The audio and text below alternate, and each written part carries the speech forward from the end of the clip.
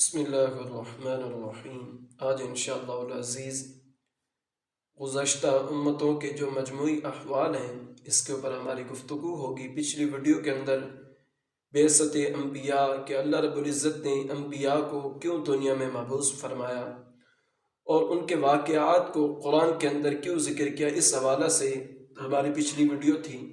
اور یہ جو ہماری ویڈیو ہے، جو آج کا ہمارا موضوع ہے، وہ گزشتہ امتوں کے جو مجموعی احوال ہیں اس کے اوپر ہے۔ آئیے ہم اپنی گفتگو کی طرف چلتے ہیں۔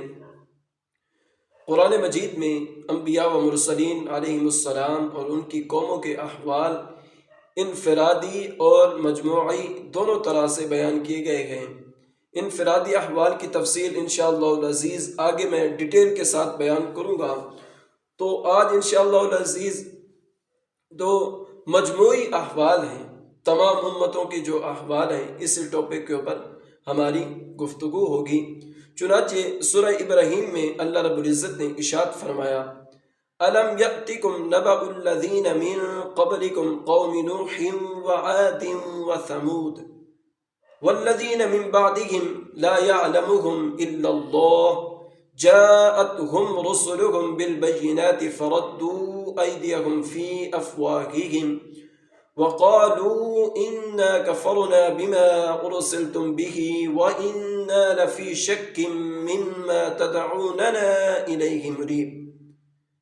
ترجمہ سماعت فرمائے، کیا تمہارے پاس ان لوگوں کی خبریں نہ آئی جو تم سے پہلے تھے، یعنی نوح کی قوم اور عاد اور ثمود، اور جو ان کے بعد ہوئے جنہیں اللہ ہی جانتا ہے۔ ان کے پاس ان کے رسول روشن دلائل لے کر تشریف لائے تو وہ اپنے ہاتھ اپنے منہ کی طرف لے گئے اور کہنے لگے، ہم اس کے ساتھ کفر کرتے ہیں جس کے ساتھ تمہیں بھیجا گیا ہے، اور بے شک جس راہ کی طرف تم ہمیں بلا رہے ہو اس کی طرف سے ہم دھوکے میں ڈالنے والے شک میں ہیں۔ اللہ اکبر۔ آپ نے سنا پہلی امتوں کے احوال، قوم نوح، قوم عاد اور ثمود کی قوموں نے کس طرح جواب دیا اللہ کے نبیوں کو، پیاروں کو۔ اگلی آیت کریمہ سماعت فرمائیں، اللہ رب العزت نے ارشاد فرمایا، قالت رسلهم افی اللہ شک فاطر السماوات والارض يدعوكم ليغفر لكم من ذنوبكم ويؤخركم إلى أجل مسمى قالوا إن أنتم إلا بشر مثلنا تريدون أن تصدونا عما كان يعبد آباؤنا فأتونا بسلطان مبين۔ ترجمہ سماعت فرمائیں، ان کے رسولوں نے فرمایا کہ اس اللہ کے بارے میں شک ہے جو آسمانوں اور زمین کا بنانے والا ہے، وہ تمہیں بلاتا ہے تاکہ تمہارے گناہوں کو بخش دے اور ایک مقررہ مدت تک تمہیں مہلت دے۔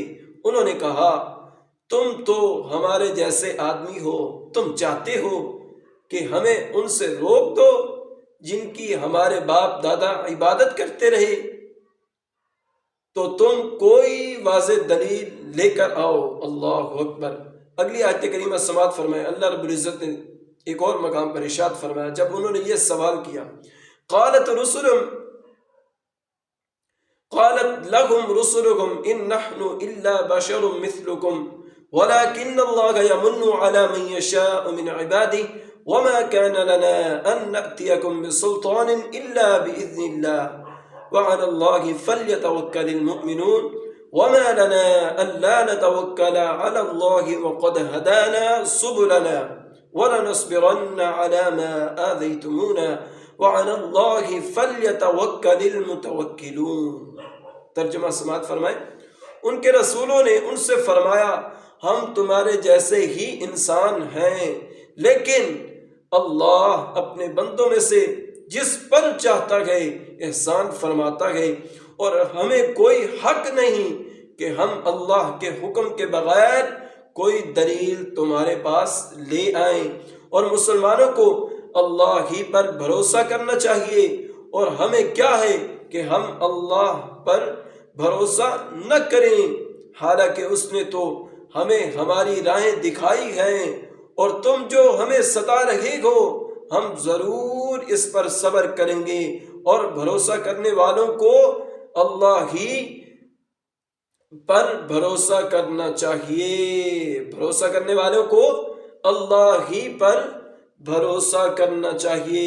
ایک اور مقام پر اللہ رب العزت نے ارشاد فرمایا وَقَالَ الَّذِينَ كَفَرُوا لِرُسُلِهِمْ لَنُخْرِجَنَّكُمْ مِنْ أَرْضِنَا أَوْ لَتَعُودُنَّ فِي مِلَّتِنَا فَأَوْحَى إِلَيْهِمْ رَبُّهُمْ لَنُهْلِكَنَّ الظَّالِمِينَ وَلَنُسْكِنَنَّكُمُ الْأَرْضَ مِنْ بَعْدِهِمْ ذَلِكَ لِمَنْ خَافَ مَقَامِي وَخَافَ وَعِيدِ۔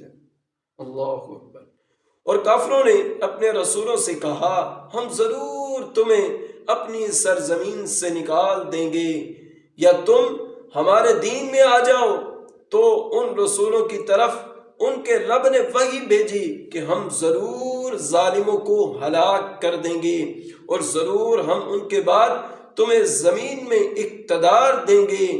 یہ اس کے لیے ہے، یہ اس کے لیے ہے جو میرے حضور کھڑا ہونے سے ڈرے اور میری وعید سے خوف زدہ رہے۔ اللہ اکبر، اللہ اکبر۔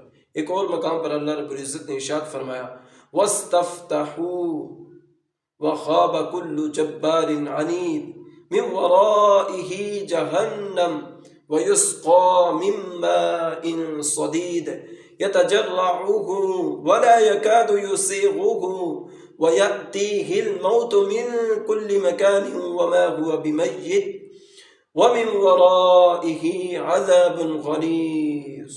اللہ اکبر۔ اور انہوں نے فیصلہ طلب کیا اور ہر سرکش ہر درم ناکام ہو گیا۔ جہنم اس کے پیچھے ہے اور اسے پیپ کا پانی پلایا جائے گا، بڑی مشکل سے اس کے تھوڑے تھوڑے گھونٹ لے گا، اور ایسا لگے گا نہیں کہ اسے گلے سے اتار لے، اور اسے ہر طرف سے موت آئے گی اور وہ مرے گا نہیں، اور اس کے پیچھے ایک اور سخت عذاب ہوگا۔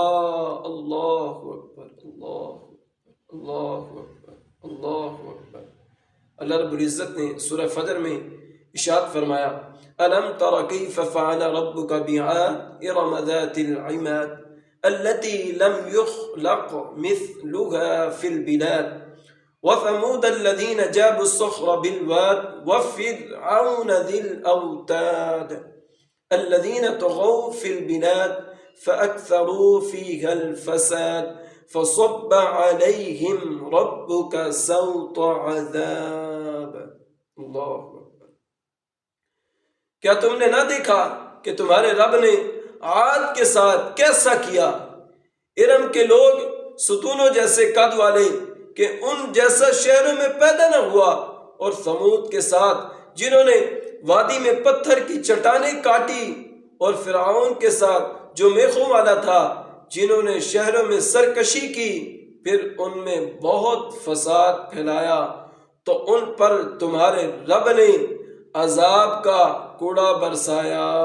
اللہ اکبر، اللہ اکبر، اللہ اکبر۔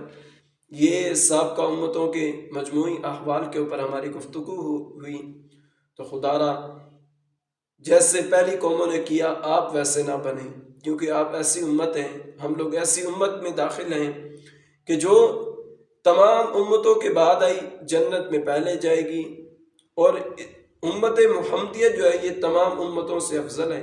تو خدا را نبی علیہ الصلوۃ والسلام کے امتی ہونے کا حق ادا کریں۔ اللہ رب العزت ہم سب کو